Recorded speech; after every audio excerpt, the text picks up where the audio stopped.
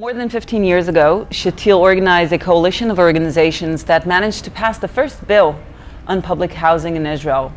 It took a very, very long time until this bill was actually implemented, because every year the government managed to freeze the money that should go to the budget for public housing.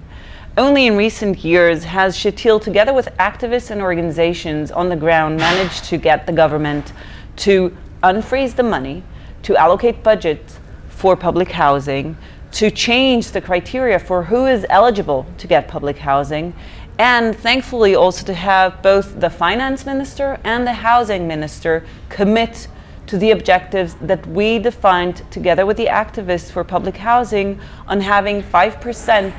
of any housing built in Israel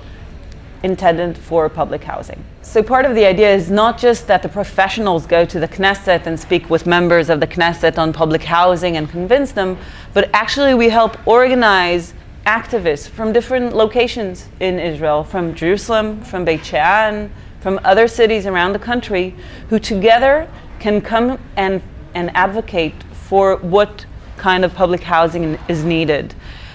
The way we see public housing is not just for those who live in poverty. Obviously, families who are living in poverty are those who are in the most extreme need for public housing. But we see the government as responsible for ensuring that every person in Israel has a proper roof above his or her head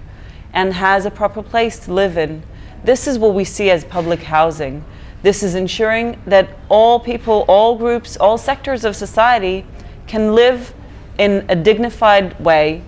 and hopefully can also live in neighborhoods that integrate and create more social cohesion among different groups and people who come from different social and economic statuses.